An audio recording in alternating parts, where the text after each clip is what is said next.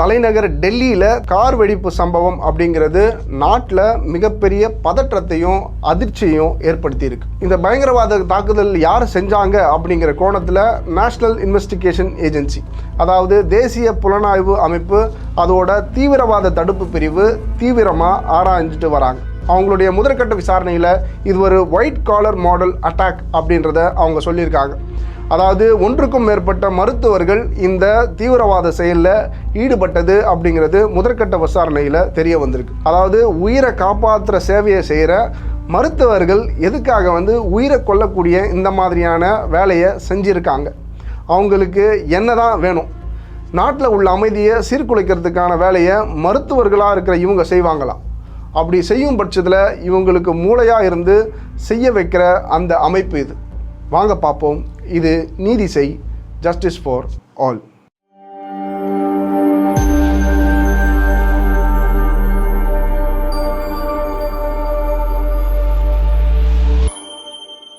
தலைநகர் டெல்லியில் குண்டுவெடிப்பு சம்பவம் நடக்கிறது அப்படிங்கிறது நேற்று நடக்கிற ஒரு விஷயம் இல்லை. 1996 டெல்லியில் குண்டுவெடிப்பு சம்பவம் நடக்கிறது அப்படிங்கிறது ரொம்ப சர்வசாதாரண விஷயமா மாறி போயிருக்கு. அந்த வகையில் பார்த்தீங்கன்னா 1996 டெல்லியில் உள்ள லாஜ்பத் பகுதியில் குண்டு வெடிச்சதில் கிட்டத்தட்ட 13 பேர் உயிரிழந்திருக்காங்க. இதற்கு காரணம் யார் அப்படின்னு பார்த்தீங்கன்னா இஸ்லாமிக் ஃப்ரண்ட் அப்படிங்கிற ஒரு இயக்கம் அப்போதைக்கு பொறுப்பேற்றிருக்கு. அதுக்கப்புறம் பார்த்தீங்கன்னா 2000ஆவது வருஷத்தில் டெல்லி செங்கோட்டைக்கு பக்கத்துலேயே ஒரு குண்டு வெடிச்சிருக்கு. இதில் 3 பேர் உயிரிழந்திருக்காங்க. இந்த செயலுக்கு யார் பொறுப்பேற்றிருக்கா அப்படின்னு பார்த்தீங்கன்னா லஷ்கர்-இ-தொய்பா அப்படிங்கிற தீவிரவாத இயக்கம் பொறுப்பேற்றிருக்கு. இதுக்கப்புறம் பார்த்தீங்கன்னா 2001 நமக்கு எல்லாருக்குமே தெரியும், நவம்பர் 3 இந்திய பாராளுமன்றத்தின் மீது ஒரு தாக்குதல் நடத்தப்பட்டது. இதில் கிட்டத்தட்ட 9 பேர் உயிரிழந்தாங்க. இதுக்கப்புறம் பார்த்தீங்கன்னா 2005ஆவது வருஷம் டெல்லியில் உள்ள சரோஜினி நகர் மற்றும் குடியிருப்பு பகுதிகளில் தொடர் குண்டுவெடிப்பு அப்படிங்கிறது ஒரு தீபாவளி நாள் அன்னைக்கு செய்யப்பட்டது. இதில் பார்த்தீங்கன்னா கிட்டத்தட்ட ஒரு 20 பேர் உயிரிழந்துட்டாங்க, 60க்கும் மேற்பட்டோர் படுகாயம் அடைஞ்சாங்க அப்படின்னு சொல்லப்படுது. இதுக்கப்புறம் பார்த்தீங்கன்னா மறுபடியும் 2008ஆவது வருஷம் டெல்லியில் உள்ள கரோல் பாக், கெனாட் பிளேஸ் போன்ற பகுதிகளில் அடுத்தடுத்து குண்டுகள் வெடிச்சதில் கிட்டத்தட்ட 30 பேர் உயிரிழந்திருக்காங்க. அதுக்கும் மேலே 100க்கும் மேற்பட்டோர் காயமடைஞ்சிருக்காங்க. இதுக்கு யார் காரணம் அப்படின்னு பார்த்தீங்கன்னா இஸ்புல் முஜாஹிதீன் அப்படிங்கிற ஒரு தீவிரவாத இயக்கம் தான் இதுக்கு பின்புலமாக செயல்பட்டுருக்காங்க. அதுக்கப்புறம் பார்த்தீங்கன்னா மறுபடியும் 2011 டெல்லி உயர்நீதிமன்றத்தோட வளாகத்தின் அருகிலேயே பார்த்தீங்கன்னா ஒரு குண்டு வெடிச்சிருக்கு. இதில் கிட்டத்தட்ட 11 பேர் உயிரிழந்திருக்காங்க. 2011க்கு அப்புறம் பார்த்தீங்கன்னா டெல்லியில் எந்த ஒரு விதமான குண்டு வெடிப்பு சம்பவம் நிகழலை. டெல்லி அப்படிங்கிறது இந்தியாவுடைய தலைநகரம் அப்படிங்கிறதுனால அங்கே எப்போவுமே ஒரு இராணுவ கட்டுப்பாட்டோடு கூடிய ஒரு பாதுகாப்பு வலயத்தில் டெல்லி நகரம் இருக்குது அப்படின்னு ஒட்டுமொத்த இந்தியாவுமே நம்பிக்கிட்டு இருக்கு.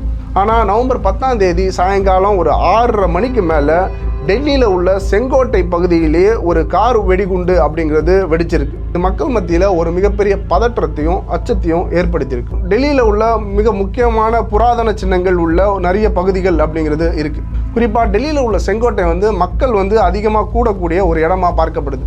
17ஆம் நூற்றாண்டில் கட்டப்பட்ட இந்த செங்கோட்டை அப்படிங்கிறது இந்தியாவில் ஒரு முக்கியமான இடமா பார்க்கப்படுது. ஏன்னு பார்த்தீங்கன்னா 1947 இந்தியாவுக்கு சுதந்திரம் கிடைச்ச நாள்லேருந்து இன்னி வரைக்கும் இந்த செங்கோட்டையில் தான் இந்திய பிரதமர்கள் எல்லாருமே கொடியேற்றி வச்சுட்டு சுதந்திர உரையை இந்த செங்கோட்டையிலேருந்து தான் கொடுப்பாங்க. அப்படிப்பட்ட ரொம்ப முக்கியமான இந்த இடம் அப்படிங்கிறது மக்கள் தினமும் கூடக்கூடிய ஒரு இடமா பார்க்கப்படுது. டெய்லி பார்த்தீங்கன்னா கிட்டத்தட்ட உள்ளூர்லேருந்து வெளியூர்லேருந்து வர எல்லா மக்களும் கிட்டத்தட்ட 7000க்கும் மேற்பட்ட மக்கள் இந்த செங்கோட்டையை டெய்லி விசிட் பண்ணுறாங்க. அப்படிப்பட்ட இந்த செங்கோட்டை அதோட பக்கத்தில் உள்ள இடங்கள் எல்லாமே எப்போவுமே ஒரு மார்க்கெட் பிளேஸாகவும் மக்கள் கூட்டுற இடமாகவும் பார்க்கப்படுது. இந்த இடத்துக்கு பக்கத்துலேயே பார்த்தீங்கன்னா சாந்தினி சவுக் அப்படிங்கிற ஒரு இடமும் இருக்குது. இது ஒரு மார்க்கெட் பிளேஸ் அப்படின்றதுனாலையும் இங்கே கூட்ட நெரிசல் எப்போவுமே இருக்கும். அதாவது சம்பவம் நடந்த அன்னைக்கு பார்த்தீங்கன்னா கரெக்டாக சாயங்காலம் ஒரு 6:42 மணிக்கு சாந்தினி சவுக் பக்கத்தில் இருக்கிற மெட்ரோ ரயில் நிலைய அருகில் இருக்கிற ஒரு சிக்னல் பார்த்தீங்கன்னா ரொம்பவே ஹெவி டிராஃபிக்கில் தத்தளிச்சிருக்கு.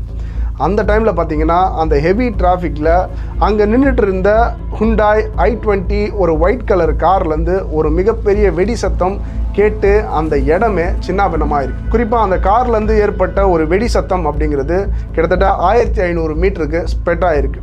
அது மட்டும் இல்லாமல் அந்த கார்லேருந்து வெளிப்பட்ட புகை மற்றும் வெடி சத்தம் அப்படிங்கிறது 2000 டிகிரி செல்சியஸ் வெப்பத்தை அந்த சரௌண்டிங்கே கொடுத்துருக்கு. இதில் பார்த்தீங்கன்னா அந்த காரை ஓட்டிகிட்டு வந்த நபர் பீஸாக போயிருக்கார். அது மட்டும் இல்லாமல் இந்த காரை சுற்றி இருந்த வெஹிக்கிள், அந்த வெஹிக்கிளில் இருந்த நபர்கள் நிறைய பேர் வந்து இதனால் பாதிக்கப்பட்டிருக்காங்க. கிட்டத்தட்ட 13 பேர் உயிரிழந்திருக்காங்க. 30க்கும் மேற்பட்டவர்கள் பார்த்தீங்கன்னா தீவிர சிகிச்சையில் அனுமதிக்கப்பட்டிருக்காங்க. இந்த கார் வெடிப்பு சம்பவம் அப்படிங்கிறது முதல்ல இது ஏதோ எலக்ட்ரிக்கல் வெஹிக்கிள்லேருந்து ஏற்பட்ட ஒரு விபத்தாக இருக்கலாம் அப்படின்னு தான் முதல்ல போலீஸ் இன்வெஸ்டிகேஷனை தொடங்குறாங்க.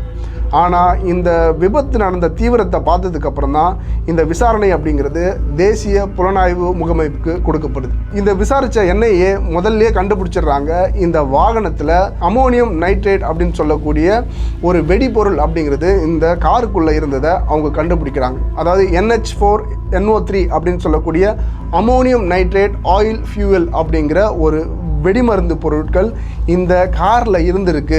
அதனால தான் இதோட எக்ஸ்ப்ளோஷன் வந்து பெரிய அளவில் இருந்திருக்கு அப்படிங்கிறத போலீஸார் கண்டுபிடிக்கிறாங்க. இதுக்கப்புறம் பார்த்தீங்கன்னா இந்த காரை ஓட்டிட்டு வந்த நபர் யார் அப்படிங்கிறதையும் தீவிரமாக இவங்க விசாரணை செய்கிறாங்க. அந்த வகையில் இந்த கார் வந்த பாதையை ட்ராக்கிங் பண்ணி இந்த கார் எங்கெங்கெல்லாம் வந்தது அப்படிங்கிறத இவங்க பார்க்கும்போது தான் தெரியுது, ஒரு டோல்கேட்டில் இந்த காரை ஓட்டிட்டு வந்தவருடைய முகம் வந்து அப்பட்டமாக கிளியராக தெரியுது. டாக்டர் உமர் நபி அப்படிங்கிற ஒரு மருத்துவர், அதுவும் இவர் காஷ்மீரை சேர்ந்த புல்வாமா பகுதியை சேர்ந்தவர் அப்படிங்கிற ஒரு திடுக்கிடும் உண்மை அப்படிங்கிறதும் NIAவால் கண்டுபிடிக்கப்படுது. சரி, இந்த டாக்டர் எதுக்காக இந்த காரை ஓட்டிட்டு வந்தார், இதில் ஏன் இவ்வளோ வெடிமருந்துகள் இருந்துச்சு அப்படின்றதெல்லாம் நம்ம பேசுறதுக்கு முன்னாடி நம்ம இந்த சம்பவம் நடந்த, அதாவது 6:42க்கு இந்த சம்பவம் நடந்துச்சு. இந்த சம்பவத்துலேருந்து ஒரு 10 மணி நேரம் பின்னாடி போனால் தான் இவ்வளோ பெரிய வெடிமருந்துகள்லாம் ஏன் வந்து இந்த காரில் ஏற்றின்னு வரப்பட்டுச்சு அப்படிங்கிற விஷயம் நமக்கு புரியும். டெல்லியிலேருந்து சுமார் 58 கிலோமீட்டர் தொலைவில் இருக்கிற ஒரு சிட்டி தான் ஃபரிதாபாத். இது ஹரியானா மாநிலத்தோட ஒரு முக்கியமான சிட்டியாக பார்க்கப்படுது. இந்த சிட்டியில் வச்சு பார்த்தீங்கன்னா அதிகாலையில் அவங்க ஒருத்தரை கைது செய்கிறாங்க. அவருடைய பேர் டாக்டர் முசாமில் சக்கீல். இந்த முசாமில் சக்கீல் யார் அப்படின்னு பார்த்தீங்கன்னா ஃபரிதாபாத்தில் உள்ள அல்ஃபாலா யூனிவர்சிட்டியில் வேலை பார்க்குற ஒரு உதவி பேராசிரியர். அது மட்டும் இல்லாமல் அந்த யூனிவர்சிட்டிக்குள்ளேயே ஒரு மருத்துவமனையும் இயங்குது. அந்த மருத்துவமனையில் அவர் டாக்டராகவும் வேலை பார்க்குறாரு அப்படிங்கிற விஷயமும் தெரிய வருது. போலீஸார் வந்து இவருடைய ஸ்விஃப்ட் டிசையர் காரை வந்து சோதனை போடுறாங்க. அந்த சோதனையில் பார்த்தீங்கன்னா இவருடைய காரில் நிறைய ஆயுதங்களும் பிஸ்டல்ஸும் இருக்கிறது போலீஸாருக்கு தெரிய வருது. இது தொடர்பாக இவரை கைது பண்ணதுக்கப்புறம் இன்னொருத்தரையும் பார்த்தீங்கன்னா அதே நாளில் அடுத்த 1 மணி நேரத்தில் போலீஸார் கைது பண்ணுறாங்க. அதே மாவட்டத்தை சேர்ந்த டாக்டர் அதில் அஹமத் ரத்தார் அப்படிங்கிறவரை போலீஸார் கைது செய்கிறாங்க. இவரும் பார்த்தீங்கன்னா அதே அல்ஃபாலா யூனிவர்சிட்டியில் வேலை பார்க்குற ஒரு மருத்துவர் அப்படிங்கிறது போலீஸாருக்கு தெரிய வருது. இவர் பார்த்தீங்கன்னா ஆல்ரெடி அல்ஃபாலா யூனிவர்சிட்டியில் இவருக்கு ஆல்ரெடி ஹாஸ்டலில் ரூம் இருந்தாலும் வெளியில் பார்த்தீங்கன்னா இவர் இன்னொரு 2 ரூம் வந்து இவர் வந்து வாடகைக்கு எடுத்து வச்சிருக்கார். இது வந்து போலீஸுக்கு மிகப்பெரிய சந்தேகத்தை வந்து உண்டு பண்ணுது. அப்படி அவரோட எடுத்து வச்ச வீடுகளில் வந்து சோதனை போடும்போது கிட்டத்தட்ட 2900 கிலோ வந்து வெடிமருந்துகள் அப்படிங்கிறது கண்டெடுக்கப்படுது. இந்த வெடிமருந்துகள் எல்லாமே அமோனியம் நைட்ரேட் வகையை சேர்ந்தது அப்படின்னு போலீஸ் சொல்றாங்க. குறிப்பாக இந்த அமோனியம் நைட்ரேட் அப்படிங்கிறது பார்த்தீங்கன்னா ஒரு தனிப்பட்ட நபரோ இல்லை ஒரு குழுவோ யாரும் போய் யார்கிட்டையும் வாங்க முடியாது. இதை வாங்கணும்னா ஒரு முறையான பர்மிஷன் வந்து வேணும் அப்படின்னு சொல்றாங்க. குறிப்பாக ஒரு கல்வி நிறுவனம் இல்லைனா ஒரு தொழில் நிறுவனம் மட்டும்தான் இவ்வளோ அமௌண்ட்டான அமோனியம் நைட்ரேட்டை வந்து ப்ரொக்யூர் பண்ண முடியும், வேற யாராலையும் வாங்க முடியாது, அதுக்கு நிறைய பர்மிஷன்ஸ் ஃபார்மாலிட்டிஸ் இருக்கு அப்படின்ட்டு போலீஸ் சொல்றாங்க. கிட்டத்தட்ட 2900 கிலோ அமோனியம் நைட்ரேட் அப்படிங்கிறது இவங்க 2 வருஷமா இதை வந்து கொஞ்சம் கொஞ்சமாக சேர்த்து வச்சிருக்காங்க அப்படிங்கிற விஷயமும் தெரியுது. இந்த சேகரிக்கப்பட்ட இந்த அமோனியம் நைட்ரேட் எல்லாமே ஒரு வெடிபொருளுக்கான ஒரு மூலப்பொருள் அப்படிங்கிறதையும் போலீஸார் கண்டுபிடிக்கிறாங்க. அது மட்டும் இல்லாமல் இந்த வெடிமருந்துகள் கண்டுபிடிக்கப்பட்டதுமே பார்த்தீங்கன்னா இன்னொரு பெண் டாக்டரும் வந்து போலீஸ் இது தொடர்பாக கைது பண்ணுறாங்க. அவங்களுடைய பேர் டாக்டர் ஷாயின் சாயித் அப்படிங்கிற ஒரு பெண்ணையும் இதில் கைது பண்ணுறாங்க. இவங்களும் ஒரு பெண் மருத்துவர் அப்படின்றதும், அதே மாதிரி ஜெய்ஷி முகமது அப்படின்னு சொல்லக்கூடிய பாகிஸ்தானில் உள்ள ஒரு தீவிரவாத அமைப்போட இவங்களுக்கு தொடர்பு உள்ளதையும் போலீஸார் கண்டுபிடிக்கிறாங்க. காலையில் 8 மணிக்குள்ளேயே ஹரியானா போலீஸ் இவ்வளோ பெரிய வெடிப்பொருட்களை கண்டுபிடிச்சதால இது மூலயமா ஒரு மிகப்பெரிய அசம்பாவிதத்தை அவங்க தடுத்தாங்க அப்படின்னு நினச்சிட்டு இருக்கும்போது தான் டெல்லியில் உள்ள சாந்தினி சவுக் மெட்ரோ ரயில் நிலையம் அருகில் இந்த கார் வெடிப்பு சம்பவம் அப்படிங்கிறது நடைபெற்றிருக்கு. அது மட்டும் இல்லாமல் இந்த காரை ஓட்டிட்டு வந்தது டாக்டர் உமர் நபி தான் அப்படிங்கிறத DNA டெஸ்ட் மூலயமா கண்டுபிடிச்சிருக்கிறாங்க NIA. அதாவது இவருடைய செதறி போன உடல் பாகங்களை DNA டெஸ்ட்டுக்கு ஆய்வுப்படுத்தி இவருடைய அம்மா மூலமாகவும் இவங்களுடைய தங்கச்சி மூலமாகவும் இவருடைய DNAவை ஆய்வுக்கு உட்படுத்தி இந்த காரை ஓட்டிட்டு வந்தது டாக்டர் உமர் நபி அப்படிங்கிறது தான் NIA உறுதிப்படுத்தியிருக்காங்க. வெடி விபத்தில் வெடித்து செதறி போன ஹுண்டாய் i20 கார் யாரோடது அப்படிங்கிற கோணத்துலையும் NIA விசாரணை நடத்தியிருக்காங்க. அந்த விசாரணையில் பார்த்தீங்கன்னா அக்டோபர் 29ஆம் தேதி தான் டாக்டர் உமர் நபி ஃபரிதாபாத்தில் உள்ள சோனு டீலர்ஸ் அப்படிங்கிற ஒரு டீலர்கிட்ட இந்த காரை வாங்கியிருக்காரு. இந்த காரை வாங்கின அதே நாளில் பார்த்தீங்கன்னா பொல்யூஷன் கண்ட்ரோலில் சர்டிஃபிகேட், மற்ற ஃபார்மாலிட்டிஸ் எல்லாத்தையுமே அவர் ஒரே நாளில் முடிச்சிருக்காரு. இதுக்கப்புறம் பார்த்தீங்கன்னா இந்த காரு கிட்டத்தட்ட 10 நாளாக அல்ஃபாலா யூனிவர்சிட்டியில் உள்ள ஒரு கேம்பஸில் சும்மாவே நிறுத்தி கிடந்துச்சான். இதை வந்து அவர் எப்போவுமே எடுத்து ஓட்டலை அப்படிங்கிற விஷயங்கள்லாம் என்னையே கண்டுபிடிச்சிருக்காங்க. அது மட்டும் இல்லாமல் சம்பவம் நடந்த அன்னைக்கு மட்டும்தான் காலையில் 8 மணிக்கு அவர் இந்த காரை எடுத்துக்கிட்டு அல்ஃபாலா யூனிவர்சிட்டிலேருந்து வெளியே வந்திருக்கார். அல்ஃபாலா யூனிவர்சிட்டிலேருந்து ஹுண்டாய் i20 காரில் கிளம்புன டாக்டர் உமர் நபி பார்த்தீங்கன்னா ஃபரிதாபாத்லேருந்து டெல்லிக்கு வரத்துக்கு கிட்டத்தட்ட 1.5 மணி நேரம் ஆயிருக்கு. இதுக்கப்புறம் பார்த்தீங்கன்னா டெல்லிக்குள்ளே கிட்டத்தட்ட 7 மணி நேரத்துக்கு முன்னாடியே வந்த இவர் அங்கே யாரோ ஒருத்தரை சாந்தினி சவுக் கிட்ட ட்ராப் பண்ணிவிட்டு கிட்டத்தட்ட 7 மணி நேரம் இவர் எங்கே இருந்தார், இவரோட கார் எங்கே இருந்துச்சு அப்படிங்கிறத எந்த விவரமுமே என்ஐஏயால் கண்டுபிடிக்க முடியல. இதுக்கப்புறம் பார்த்தீங்கன்னா சாந்தினி சவுக் ஏரியாவில் இருக்கிற சுனேரி மஸ்ஜித் பார்க்கிங்கில் கரெக்டாக 3:18க்கெலாம் அவரோட காரை எடுத்துகிட்டு போய் பார்க்கிங் பண்ணியிருக்கார். இவர் பார்க்கிங் பண்ணதுக்கப்புறம் பார்த்தீங்கன்னா கிட்டத்தட்ட 3 மணி நேரம் அவர் அந்த காரை விட்டு வெளியிலே வரல. அதாவது 6:18 வரைக்கும் அவர் பார்க்கிங் ஏரியாவில் அவருடைய காருக்குள்ளேயே இருந்திருக்கார்.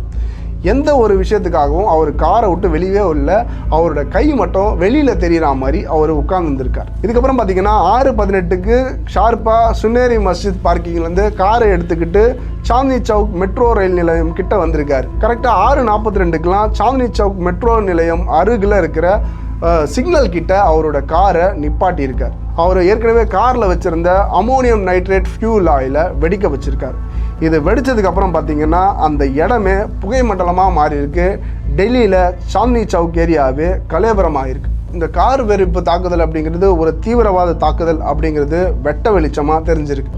இதுக்கப்புறம் பார்த்தீங்கன்னா என்ஐஏ அதிகாரிகள் புல்வாமாலேருந்து மற்ற எல்லா இடங்கள்லையும் தீவிர சோதனை போட ஆரம்பிச்சிருக்காங்க. இந்த சம்பவம் குறித்து பார்த்தீங்கன்னா கிட்டத்தட்ட 9 பேர் இதில் கைது செய்யப்பட்டிருக்காங்க. இந்த 9 பேரில் 6 பேர் மருத்துவர்கள் அப்படிங்கிற ஒரு திடுக்கிடும் தகவல்களை என்ஐஏ கொடுத்துருக்காங்க. இது தொடர்பாக தீவிர விசாரணை அப்படிங்கிறது போயிட்டே இருக்குது. இது குறித்து என்ஐஏ சொல்லும் போது என்ன சொல்கிறாங்க அப்படின்னு பார்த்தீங்கன்னா, இந்த மாதிரியான அமோனியம் நைட்ரேட் வகைகளை பார்த்தீங்கன்னா கிட்டத்தட்ட கடைசி 2 வருஷமாக இவங்க வந்து சேவ் பண்ணி வச்சுருந்துருக்காங்க. குறிப்பாக இந்த தீவிரவாத தாக்குதலை அவங்க எப்போ பிளான் பண்ணியிருக்காங்க அப்படின்னு பார்த்தீங்கன்னா, இந்தியாவுடைய குடியரசு தினத்தன்னைக்கோ இல்லை தீபாவளி நாள்லையோ தான் இதை செய்யணும்னு அவங்க வந்து பிளான் பண்ணி வச்சுருந்துருக்காங்க.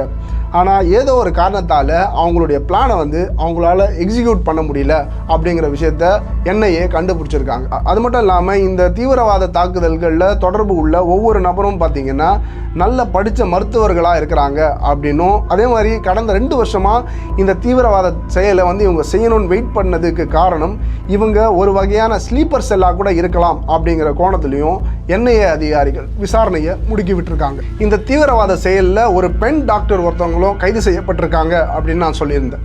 டாக்டர் ஷாஹின் சாயித் இவங்க யார் அப்படின்னு பார்த்தீங்கன்னா, பாகிஸ்தான்லேருந்து செயல்பட்டு வர ஜெய்ஷ்-இ முகமது அப்படிங்கிற ஒரு தீவிரவாத அமைப்போட தொடர்பு இவங்களுக்கு இருக்குது அப்படின்னு என்ஐஏ சொல்லியிருக்காங்க. அதனால் இந்தியாவை முழுக்க ஜெய்ஷ்-இ முகமதோட யார் யாரெல்லாம் தொடர்பில் இருந்திருக்காங்க அப்படிங்கிற லிஸ்ட்டும், அதே மாதிரி இவங்களை தேடுறதுக்கான தேடுதல் வேட்டை அப்படிங்கிறது விஜய் சக்காரே அப்படின்னு சொல்லக்கூடிய என்ஐஏவுடைய டெபுட்டி ஜெனரல் அவர் மூலயமா இந்த விசாரணை அப்படிங்கிறது முடுக்கி விடப்பட்டிருக்கு. காஷ்மீரில் புல்வாமாவில் நடந்த பயங்கரவாத தாக்குதலாக இருக்கட்டும், இல்லை அதுக்கப்புறம் இந்தியா கொடுத்த பதிலடியான ஆப்ரேஷன் சிந்தூராக இருக்கட்டும், இது எல்லாத்துலேயுமே பார்த்திங்கன்னா அதிகமாக நம்ம பேசிய ஒரு தீவிரவாத இயக்கம் எது அப்படின்னு பார்த்திங்கன்னா, பாகிஸ்தான்லேருந்து செயல்படக்கூடிய ஜெய்ஷ்-இ முகமது அப்படின்னு சொல்லக்கூடிய ஒரு தீவிரவாத அமைப்பு. குறிப்பாக இந்தியாவில் வந்து அமைதியை சீர்குலைக்கணும் அப்படின்னு பாகிஸ்தான் இராணுவமே இவங்களுக்கு பயிற்சி கொடுத்து அங்கே இவங்களுக்கு நிறைய முகாம்கள்லாம் ஏற்படுத்தி கொடுத்து இந்தியா போன்ற நாடுகளை வந்து இவங்க தாக்க வைக்கிறாங்க அப்படிங்கிற குற்றச்சாட்டு ரொம்ப நாளாகவே இருக்குது. ஸோ இந்தியாவில் செங்கோட்டைக்கு அருகிலேயே நடந்த இந்த கார் வெடிகுண்டு பயங்கரவாத செயல் அப்படிங்கிறது ஜெய்ஷ்-இ முகமது தீவிரவாத அமைப்பால் தான் செய்யப்பட்டிருக்குமா அப்படிங்கிற சந்தேகம் இங்கே ரொம்பவே வலுத்துட்ருக்கு. இந்த பயங்கரவாத சம்பவத்தை தொடர்ந்து அமெரிக்க வெளியுறவுத்துறை அமைச்சகம் இங்கே உள்ள அமெரிக்கர்களுக்கு ஒரு சர்க்குலர் ஒன்று அனுப்பியிருக்காங்க. அந்த சர்க்குலரில் அவங்க என்ன சொல்கிறாங்க அப்படின்னு பார்த்தீங்கன்னா, அமெரிக்கர்கள் இங்கே கூட்ட நெரிசலான பகுதிகளுக்கு போகாதீங்க அப்படின்னு ஒரு அட்வைஸ் கொடுத்துருக்காங்க. அமெரிக்க அரசு இந்த மாதிரி ஒரு அட்வைஸ் கொடுக்கும்போது வெளிநாடுகள்லேருந்து மக்கள் இந்தியாவுக்கு இதுக்கப்புறம் வர்றதுக்கு ரொம்பவே பயப்படுவாங்க. இந்தியா ஒரு அமைதியான நாடு, இங்கே ஆன்மீகம், சுற்றுலா எல்லாமே பாதுகாப்பு அம்சம் கொண்ட ஒரு நாடாக இந்தியா இருக்குது அப்படிங்கிற பிம்பம் வந்து கொஞ்சம் கொஞ்சமாக மறைய தொடங்கும். அதனால் மத்திய அரசு உடனடியாக நடவடிக்கை எடுத்து இந்தியாவுடைய தலைநகரை பாதுகாக்கணும் அப்படிங்கிறது தான் எல்லாருடைய எண்ணமாகவும் ஆசையாகவும் இருக்குது. இது நீதி செய், ஜஸ்டிஸ் ஃபார் ஆல்.